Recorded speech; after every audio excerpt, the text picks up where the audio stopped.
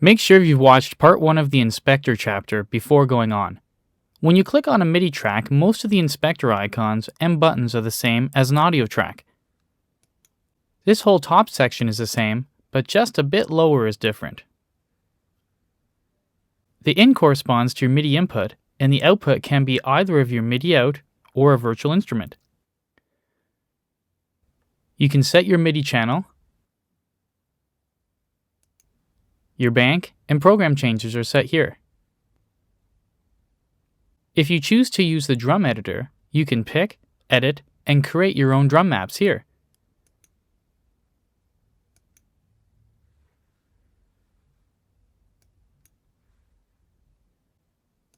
The track parameter section allows you to change a whole bunch of parameters, which seemed complicated in the past, but easy now. There's transpose, velocity shift, which adds or subtracts velocity from your notes, the velocity compression, which compresses the velocity based on a factor you set. For example, if I choose a factor of 3/4, then the velocities will be 3/4 of their original value. Length compression adjusts the length of your notes. A value of 2:1 means that all note lengths will be doubled.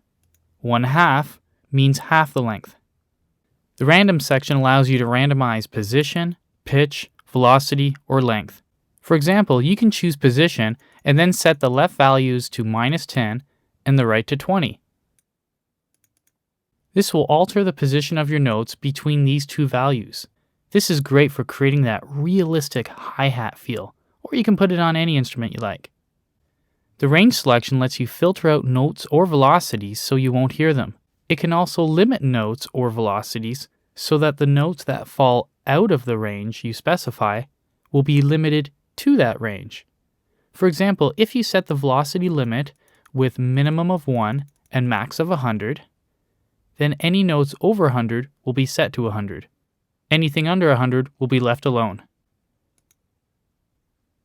The insert section lets you add MIDI plugins.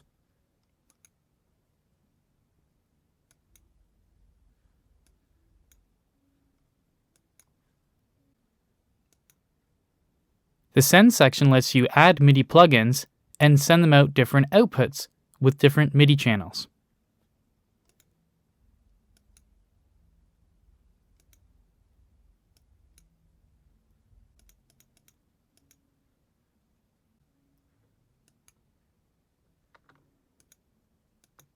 The channel section looks almost the same as the audio track with a few things missing. Everything is the same though. Here's the notepad, but you already know what this is for from the last chapter. The last thing is the user panel, same as audio, where you can make your own panels to control MIDI devices. The group tracks and effects tracks are the same as the audio tracks, so there's no need to go into them. The folder track, although, is very interesting.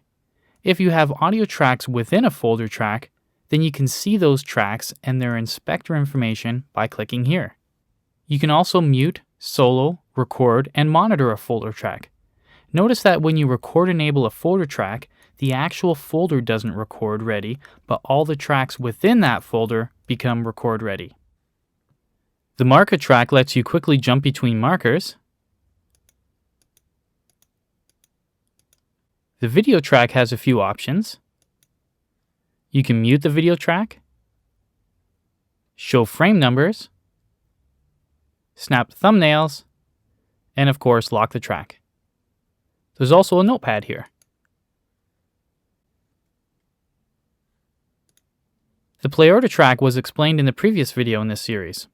And of course the ruler track has nothing.